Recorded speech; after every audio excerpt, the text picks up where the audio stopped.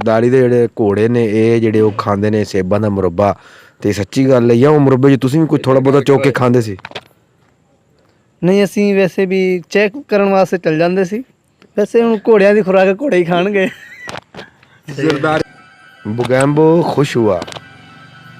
हाँ जी, ये जो आसफ जरदारी हैं ये हमारे पड़ोसी थे, क्योंकि ये बचपन में हम क्रिकेट खेलते थे ना, हमारे साथ आके खेले थे। हमें कहते थे हमें क्रिकेट सिखाओ।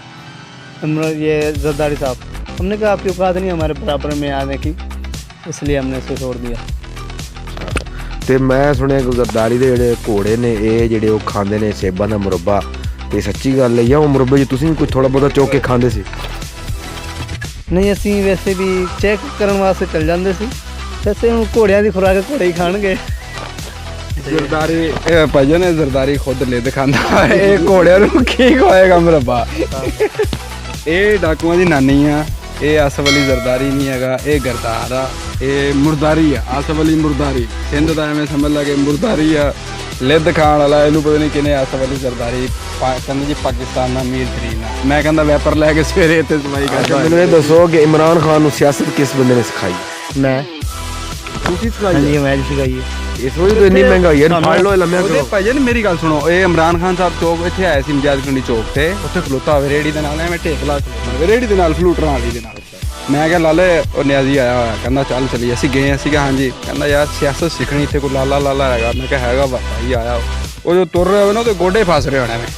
ਪਹਿਲੇ ਤੇ ਸੀਗਾ ਭਾਈ ਆੜੇ ਕਿਰੇ ਗੋਡੇ ਅੜਦੇ ਜਾਂ ਖੋਤਿਆਂ ਦੇ ਅੜਦੇ, ਇਹ ਤਾਂ ਸੈੱਟ ਕਰਾ ਤਾ ਭਾਈ। ਲੈ ਕੇ ਖੋਤਿਆਂ ਵਾਲੇ ਕੋ ਕਿਲ ਛਿੱਲ ਲਵਾਏ ਪੈਰਾਂ ਦੇ ਵਿੱਚ 2-4, ਠੀਕ ਆ। ਫਿਰ ਥੋੜਾ ਟੱਪ ਕਰਕੇ ਟੁਰੇ, ਫਿਰ ਲੈ ਕੇ ਭਾਈ ਲਾਲੇ ਦੀ ਬੈਠ ਕੇ ਕਾਵਾ ਸ਼ਾਵਾ ਪਰਾਇਆ ਭਾਈ ਉਹਨੂੰ ਭਾਈ। ਫਿਰ ਲਾਲੇ ਨੇ ਆਪਣੇ ਤਰੀਕੇ ਨਾਲ ਸਿਆਸਤ ਸਮਝਾਈ। ਅੱਗੇ ਲਾਲੇ ਨਾਲ ਗੱਲ ਕਰੋ। ਲਾਹੌਰ, ਕਰਾਚੀ, ਫੈਸਲਾਬਾਦ, ਮੁਲਤਾਨ ਜਲਸੇ ਕੌਣ ਕਰਾਉਂਦਾ ਰਿਹਾ ਤੇ ਮੈਂ ਕਰਾਉਂਦਾ ਰਿਹਾ।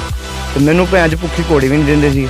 ਇਹਨਾਂ ਨਾਲ ਬੰਦਾ ਕਰੇ ਤੇ ਕਰੇ ਕੀ। ਤੇ ਨਵਾਜ਼ ਸ਼ਰੀਫ ਹੋ ਗਿਆ, ਕੀ ਨਾਮ ਆ, ਜ਼ਰਦਾਰੀ ਹੋ ਗਿਆ, ਜਿੰਨੇ ਗੱਲਾਂ ਕਰਦੇ ਸਾਰੇ ਆਪਣੇ ਨਾਲ ਖੇਡਦੇ ਰਿਹਾ ਭਾਈ। ਆਪਣਾ ਬਚਪਨ ਇਹਨਾਂ ਨਾਲ ਗੁਜ਼ਰਿਆ ਹੈਗਾ। ਬਚਪਨ ਤੋਂ ਇਲਾਵਾ ਇਹ ਗੱਲ ਯਾਦ ਹੈ ਜੀ, ਉਸਮਾਨ ਗੁਜ਼ਾਰ ਹੋਣ ਤੱਕ ਸਾਡੀ ਗਲੀ ਚਾਂਡੇ ਵੇਚਦਾ ਰਿਹਾ ਕਰਾਂਗੇ। ਹੁਣ ਸਰਦੀਆਂ ਆ ਰਹੀਆਂ, ਸ਼ਾਇਦ ਫੇਰ ਆਂਡੇ ਲਾ ਦੇ। ਹਾਂ, ਦਿਨ ਨੂੰ ਉੱਥੇ ਸਾਰੀ ਦਿਹਾੜੀ ਆ ਮੈਂ ਜਿਹੜਾ ਬਿਲਡ ਗੇਸ ਹੈਗਾ ਅਮਰੀਕਾ ਦਾ ਅਮੀਰ ਤਰੀਨ ਬੰਦਾ, ਇਹਨੂੰ ਨੈਟ ਚਲਾਉਣਾ ਮੈਂ ਹੀ ਸਿਖਾਇਆ ਸੀਗਾ। ਹਾਂ, ਮੈਂ ਬਿਲਕੁਲ ਬੇਸ਼ੱਕ ਉਹਨੂੰ ਕਾਲ ਕਰਕੇ ਪੁੱਛੇ। ਮੁਕੇਸ਼ ਅੰਬਾਨੀ ਜਿਹੜਾ ਹੈਗਾ, ਜਿਹੜੇ ਸੂਈ ਗੈਸ ਦੇ ਮੀਟਰ ਲੱਗਦੇ ਨੇ ਤੇ ਖੱਡੇ ਮਾਰਦਾ। ਇਹ ਜਿਹੜੀ ਇਹਦੀ ਸੋਨੇ ਦੀ ਦੁਕਾਨਾਂ ਸੀ ਨਾ, ਇਹ ਭਾਈ ਮੈਂ ਹੀ ਇਹਨਾਂ ਨੂੰ ਕਿਰਾਏ ਤੇ ਦਿੱਤੀਆਂ ਸੀ। ਮਗਰ ਇਹ ਵਿੱਚੋਂ ਨਾ ਕੁਝ ਧੋਖਾ ਕਰਕੇ ਸਾਡੇ ਨਾ ਪੈਸੇ ਵਾਲੇ ਲੋਕ ਹੋ ਗਏ, ਸਾਨੂੰ ਲੱਤ ਮਾਰ ਕੇ ਸਾਈਡ ਤੇ ਕਰਤਾ। ਬਾਕੀ ਜਿਹੜਾ ਵੀ ਹੈਗਾ ਮੀਆਂ ਖਲੀਫਾ ਹੋ ਗਈ, ਜਿਹੜੀ ਵੀ ਹੈਗੇ ਸਾਡੇ ਕੋਲ ਉੱਠ ਬੈਠ ਕਰਦੇ ਨੇ।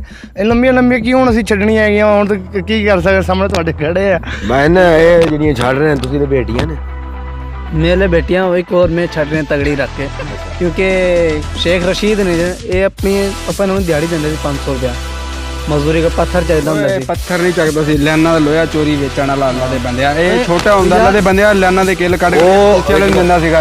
ਉਹੀ ਗੱਲ ਕਰ ਰਿਹਾ ਕਿ ਪੱਥਰ ਚੱਕ ਕੇ ਲੈਣਾ ਹੀ ਪਾਉਂਦਾ ਸੀ ਤੇ ਲੋਕ ਕਹਿੰਦੇ ਸੀ ਸ਼ਾਇਦ ਇਹ ਪੱਥਰ ਪਾ ਰਿਹਾ, ਲੇਕਿਨ ਥੋੜੀ ਲੋਹਾ ਚੋਰੀ ਕਰਦਾ। ਉਹੀ ਗੱਲ ਕਰ ਰਿਹਾ। ਔਰ ਜਦੋਂ ਅਸੀਂ ਦੇਖਣ ਖੁਦ ਗਏ ਆ ਤਾਂ ਬਾਅਦ ਚੋਂ ਸਹੀ ਪੱਥਰ ਵੀ ਨਾ ਲੱਭਿਆ, ਲੋਹਾ ਵੀ ਨਾ ਲੱਭਿਆ ਸਾਨੂੰ।